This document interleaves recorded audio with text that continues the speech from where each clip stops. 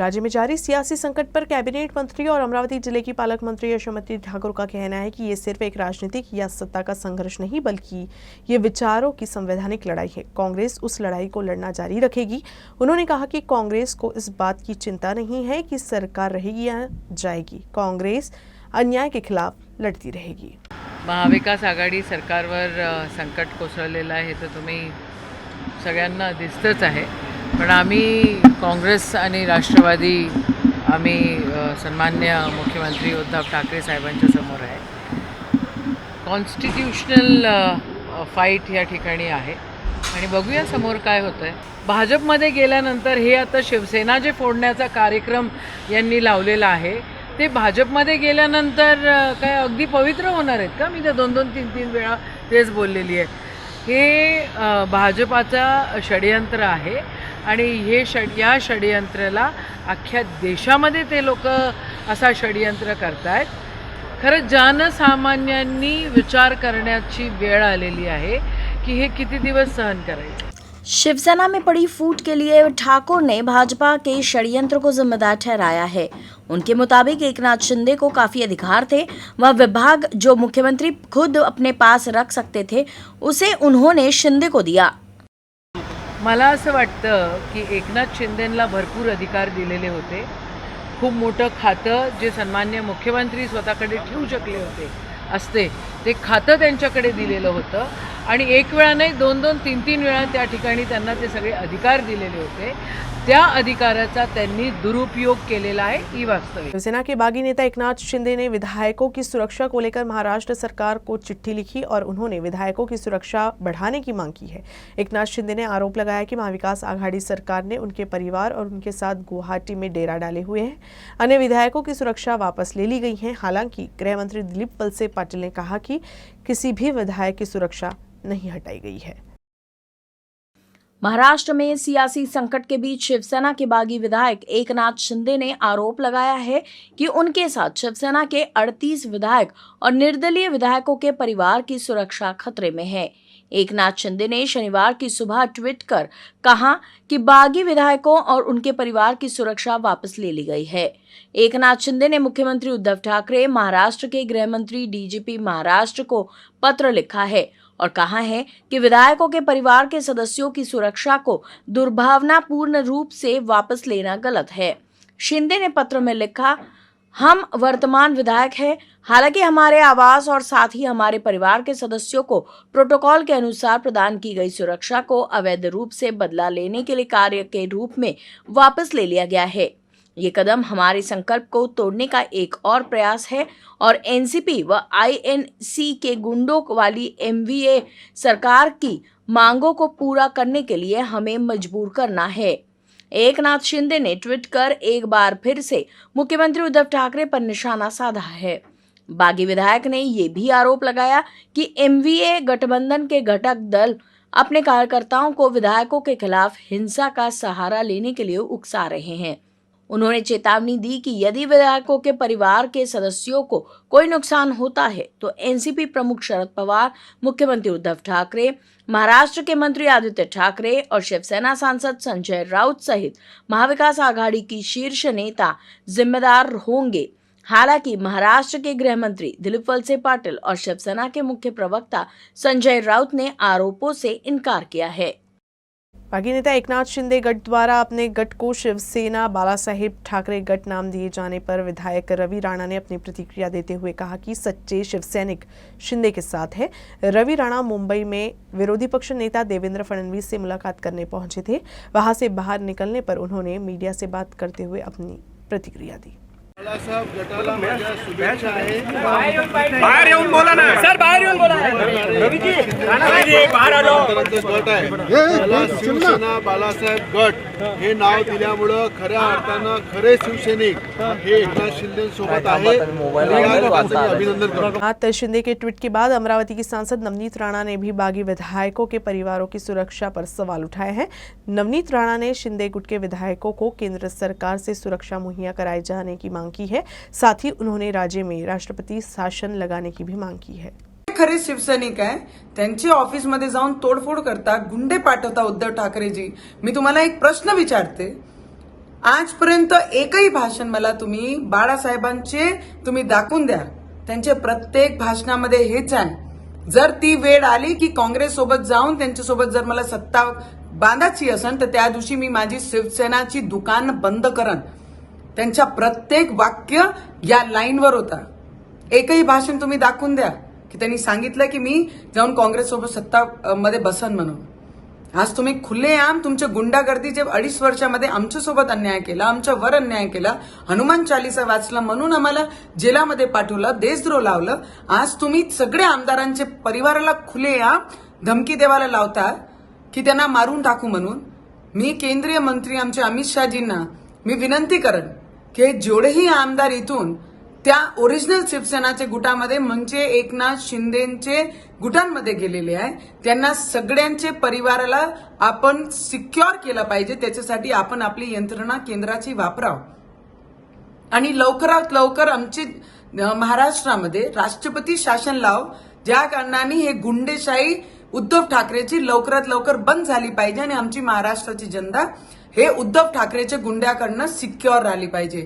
एवढी विनंती मी अमित शहाजींना नक्की करते की या सगळ्या आमदारांच्या परिवाराला, कुटुंबाला, कारण परिवारामध्ये मुलं असतात, बुजुर्ग लोक असतात, त्यांची फॅमिली असते, त्यांचे लाईफ पार्टनर असते. सरेआम जर महाराष्ट्रामध्ये असे गुंडाशाही चालत असेल तर आमची महाराष्ट्र सिक्युअर राहू शकत नाही. म्हणून मी अमित शहाजींना विनंती करते, यांच्या परिवाराला केंद्राची सिक्युरिटी देऊन सिक्युअर करण्याचं काम आपण करावं, एवढीच विनंती करते. राज्य में सियासी संकट के बीच अमरावती जिले के मोर्शी वरुड़ के विधायक देवेंद्र भुयार को एक किसानों की चिंता है. मानसून के आगमन के साथ देवेंद्र भुयार ने अपने खेत में हल चलाकर किसानों को भी बुआई करने की सलाह दी. राज्य में जारी सियासी संकट के बीच निर्दलीय विधायक देवेंद्र भुयार की भूमिका पर भी सभी की निगाहें थी, लेकिन देवेंद्र भुयार बार बार यही कहते रहे कि वो शुरुआत से ही महाविकास आघाड़ी के साथ है और रहेंगे. अब तो वो अपने निर्वाचन क्षेत्र में आकर खेती के भी काम में लग गए हैं. एक किसान पुत्र होने के नाते उन्होंने मानसून के आगमन के बाद अपने खेत में हल चलाकर अन्य किसानों से भी खेती बुआई करने की सलाह दी.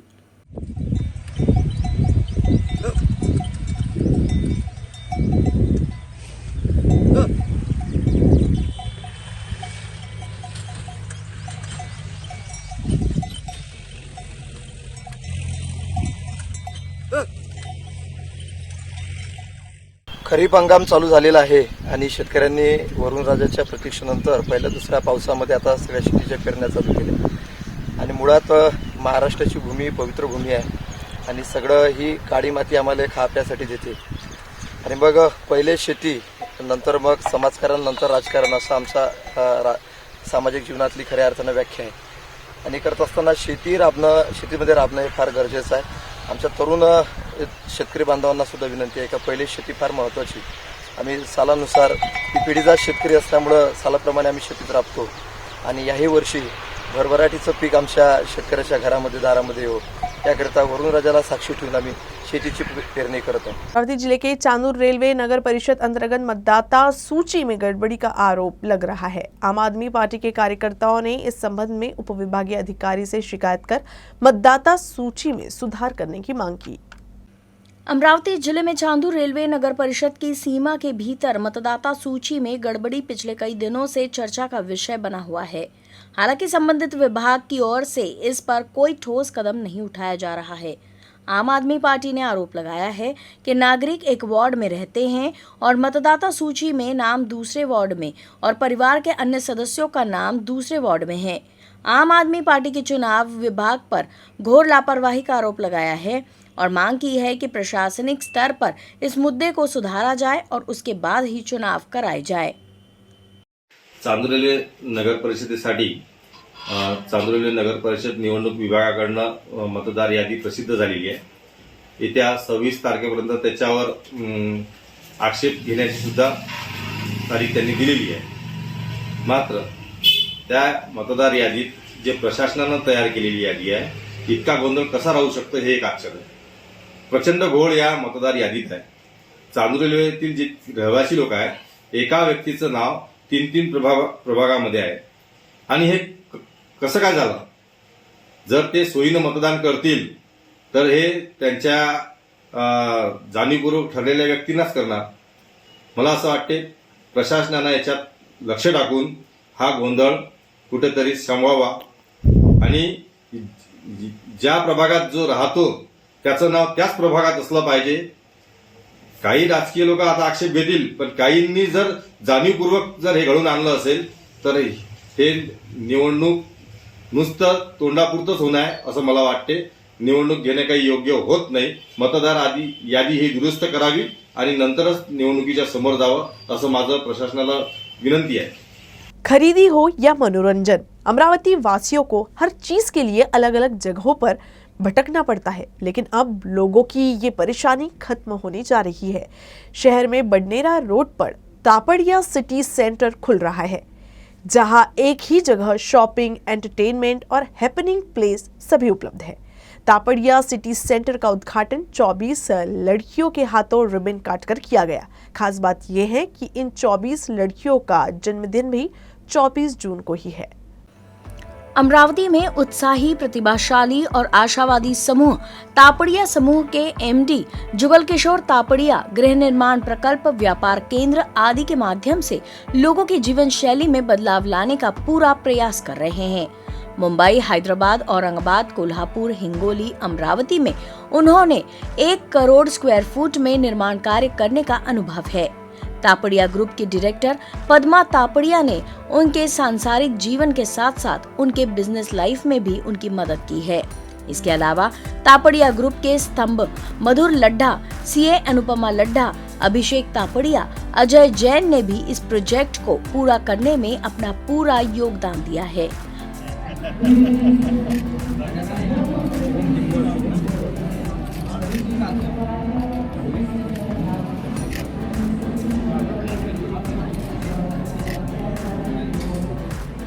बडनेरा रोड पर Tapadia city centre 3,50,000 square foot में बना हुआ है.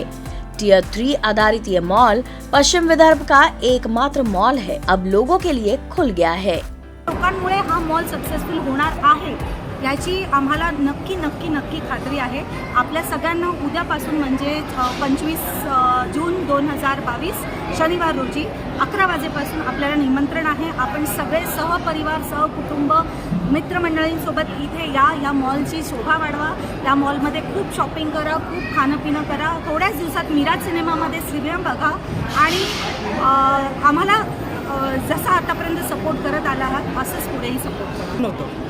पहिलं कारण खरं म्हणजे माझ्या मुलीचा वाढदिवस होताच, पण असं होतं की सेलिब्रिटी बोलवण्यापेक्षा किंवा कुठली फिगर बोलवण्यापेक्षा आपल्याच मधल्या कुठल्या मुलींना आपण जर बोलवलं आणि त्यांना सोबत समावेश करून जर आपण हा प्रकल्प केला तर जास्त लोकांपर्यंत आपण पोहोचू शकू आणि जास्त लोकांचा सहभाग आपल्याला मिळेल, हा त्याच्यामधला उद्देश होता.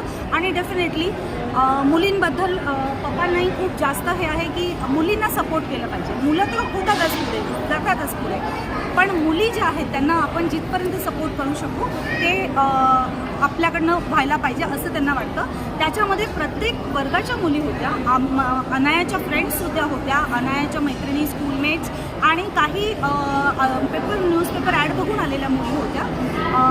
त्यांच्यापैकी किंवा अजूनही कोणाला जर फायनान्शियल हेल्प हवी असेल तर आम्ही इथे आहोत. फक्त आम्ही चेक करू कोण आहे, काय आहे आणि त्याच्यानंतर किती गरज आहे त्या हिशोबाने आम्ही फायनान्शियल हेल्पसुद्धा करू. हे आम्ही ऑलरेडी आवाहन केलं आहे. परत तुमच्या माध्यमातर्फे परत आवाहन करते की जी काही फायनान्शियल हेल्प आम्ही लहान मोठी करू शकू आम्ही नक्की.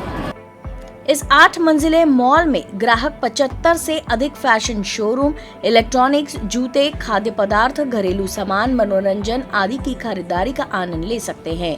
घरेलू सामानों और अंतर्राष्ट्रीय और राष्ट्रीय ब्रांडों के लिए 3 मंजिला खरीदारी की जगह और रेस्टोरेंट और गेम जोन के लिए 3 मंजिल है. ये मॉल अमरावती, अकोला, वाशिम, यवतमाल, खामगांव और बुल्ढाना के लोगों की जरूरत को ख्याल में रखते हुए तैयार किया गया है. मॉल में खुदरा क्षेत्र के लिए 40%, A&B के लिए 30%, मल्टीप्लेक्स और मनोरंजन के लिए 30% क्षेत्र प्रदान किया गया है.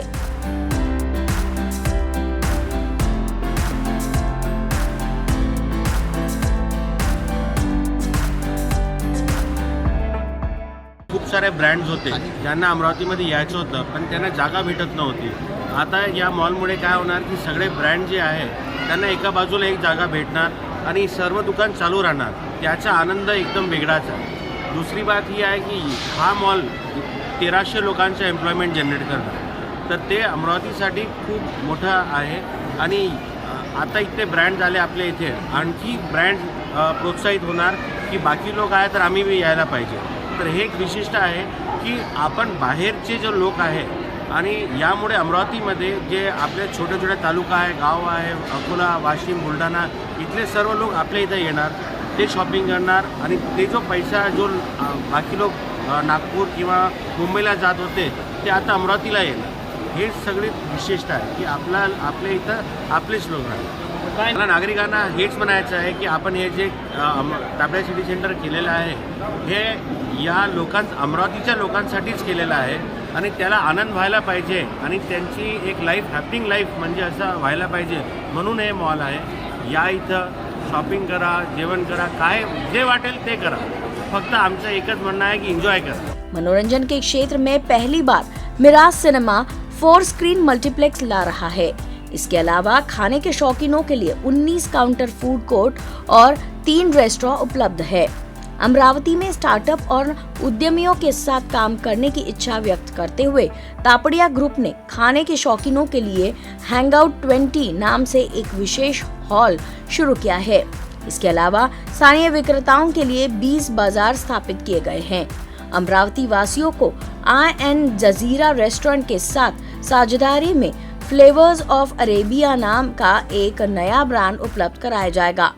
मॉल को आर्किटेक्ट की राठौर द्वारा डिजाइन किया गया है, जिन्हें मध्य और पूर्वी भारत में कई बड़े मॉल बनाने का अनुभव है. अमरावती के आर्किटेक्ट आकाश मोहता ने टोसीसी मॉल की स्थापना में विवेक राठौर की सहायता की. इथे अनुपमा आणि मधुर यांनी ह्या तापोडिया सिटी सेंटरसाठी मेहनत घेतलेली आहे आणि ही सगळी आयडिया त्यांची दोघांची आणि मिस्टर जुगलकिशोर तापडिया यांची आहे आणि आम्ही त्याच्यासोबत सपोर्टिंग आहोत. ते आम्ही असे प्रयत्न करणार आहोत की सर्व प्रकारच्या शॉप्स आल्या पाहिजे आणि त्या पण रिजनेबल रेटमध्ये. त्याशिवाय मूवी आज जे आपण मूवीपासून लांब चाललेलो आहोत, जो आनंद स्क्रीनमध्ये आणि थिएटरमध्ये जाऊन घेण्याचा असतो तो आनंद परत अमरावतीकरांना मिळाला पाहिजे असं आम्हाला वाटलं. म्हणून आम्ही इथे पण मल्टीप्लेक्स चालू केलेलं आहे, तेही लवकर चालू होईल आणि याच्यासाठी आम्हाला अमरावतीकर पण छान रिस्पॉन्स देतील अशी आम्ही अपेक्षा करतो. तापड़िया सिटी सेंटर को देश के सर्वोच्च प्रतियोगिता इंडियाज मोस्ट डमाबर्ड अपकमिंग शॉपिंग सेंटर 2029 का पुरस्कार भी मिल चुका है. Arun Joshi, UCN news, Amravati.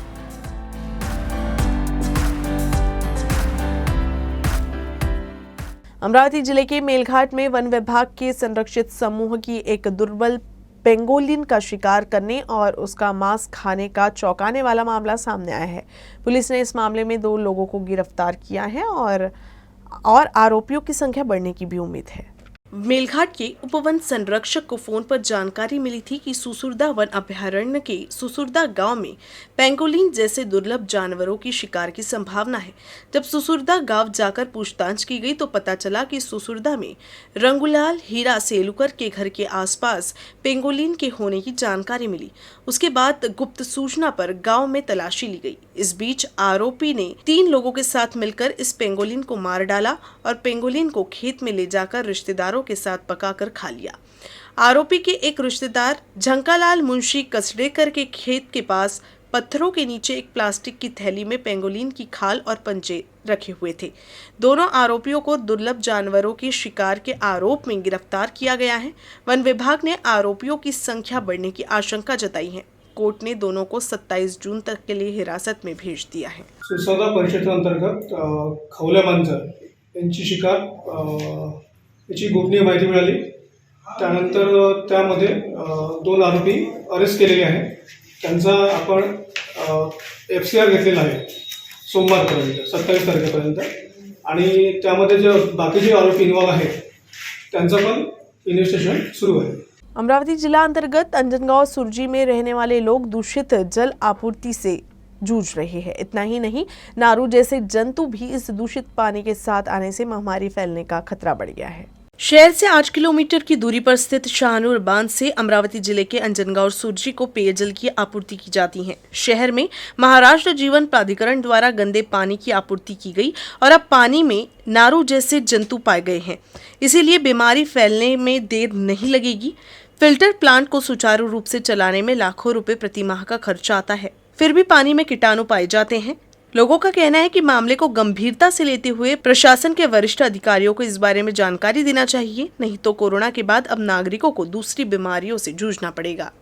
2 नारू सदृश्य जंतू निघाल्याने महाराष्ट्र जीवन प्राधिकरण जाणीवपूर्वक दुर्लक्ष करीत असल्याचे दिसून येत आहे। त्यांना अनेकदा तक्रारी दिल्या, पण त्यांनी कोणतीही दखल घेतली नाही। आजही सोडण्यात आलेल्या पाण्यात दूषित व दुर्गंधीयुक्त पाणी सोडण्यात आले, त्याबद्दल प्राधिकरणाच्या अधिकाऱ्यांना माहिती दिली, पण कार्यालयात एकही जबाबदार अधिकारी किंवा कर्मचारी नसतो, त्यामुळे करायचं काय? बीजेपी देश की एकता और अखंडता को खतरे में डालने की कोशिश कर रही है, यह आरोप लगाते हुए बहुजन क्रांति मोर्चे ने भारत बंद का आह्वान कर अमरावती नागपुर हाईवे को कुछ देर के लिए जाम कर दिया। बहुजन क्रांति मोर्चे के मुताबिक देश में ज्ञानवापी मस्जिद का मुद्दा बीजेपी और आरएसएस ने उठाया है। मथुरा, अयोध्या आदि मुद्दे पर राजनीति हो रही है। बीजेपी के इशारे पर शर्मा ने मोहम्मद पैगंबर के खिलाफ बयान दिया।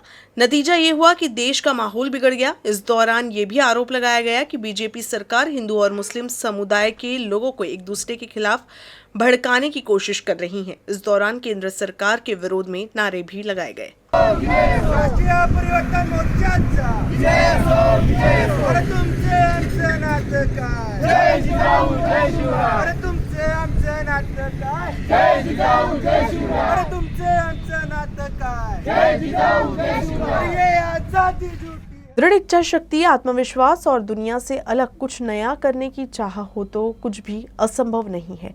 ये कर दिखाया अमरावती के किसान छगन पटेल ने। किसान छगन पटेल ने सफलतापूर्वक खजूर की खेती की है और किसानों के लिए एक नई मिसाल पेश की है।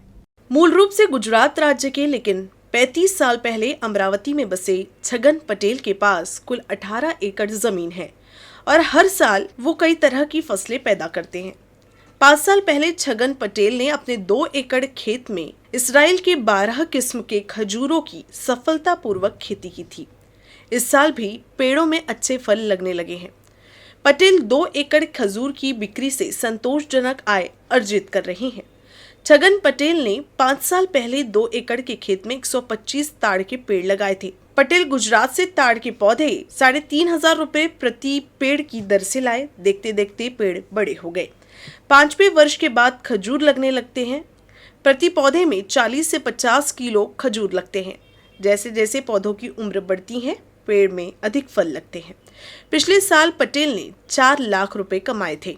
इस साल पैदावार बढ़ने की उम्मीद है। ताड़ की खेती लगभग 70 से 80 वर्षों तक बड़ी मात्रा में उत्पादन करती है। आमतौर पर खजूर स्वाद में कसैले होते हैं, लेकिन पटेल द्वारा उत्पादित खजूर में रासायनिक उर्वरकों का उपयोग नहीं किया जाता, बल्कि प्राकृतिक रूप से जैविक उर्वरकों का उपयोग किया जाता है, क्योंकि वे स्वाद में गीले और मीठे होते हैं। इधर मेरी लोनी गांव में मेरी पूरी 18 एकड़ खेती है। 18 एकड़ में से बाकी मौसम्बी है, संतरा है और 2 एकड़ का खजूर का प्रयोग किया है। तो खजूर का प्रयोग मेरे को अच्छा लगा, हालांकि उसमें मेहनत है, थोड़ा ये ख्याल भी देना पड़ता, पर बाकी फसल से जनरली उसमें फसल अच्छी है। तो उसमें झाड़ करीबन उसकी 24 बाई 24 या 25 बाई 25 के डिस्टेंस से लगा सकते। उसमें लगाने की सिस्टम ऐसी है कि उसमें 3 बाई 3 गड्ढा करते, उसमें गोबर खत बाकी सब खत मिला के भर देते, बाद में पानी दे देते, 1-2 महीना उसको धूप में सूखने देते, बाद में जनवरी फरवरी में मार्च तक उसको प्लांटेशन करते। पटेल अपने खेत से खजूर बेचते हैं। साथ ही अमरावती, नागपुर, मुंबई और पुणे में फल विक्रेता खजूर खरीदने के लिए सीधे खेत में आते हैं। छगन पटेल 50 रुपए से 100 रुपए प्रति किलो और चिल्लर में 200 रुपए प्रति किलो के हिसाब से खजूर बेचते हैं। चांगल्या प्रकारे आरोग्य देणारं, आरोग्यदायी खजूर हे आम्ही लोकांना ग्राहकांना देत असतो. निसर्ग मित्र ग्रुप या माध्यमातून आम्ही हे सगळं करत असतो आणि यांचे आमचे पूर्ण आउटलेटसुद्धा अमरावतीमध्ये 4 आउटलेट आहेत आणि या माध्यमातून सगळ्यांना जसं पाहिजे त्या प्रकारे सेंद्रिय जे आहे आणि ऑर्गॅनिक आहे या सगळ्यांचं आम्ही चांगल्या प्रकारे आरोग्यदायी पदार्थ आम्ही तिथून विकत असतो. न्यूज रूम से बस इतना ही. खबरों का सिलसिला यूं ही चलता रहेगा. आप देखते रहिएगा UCN न्यूज़. नमस्कार.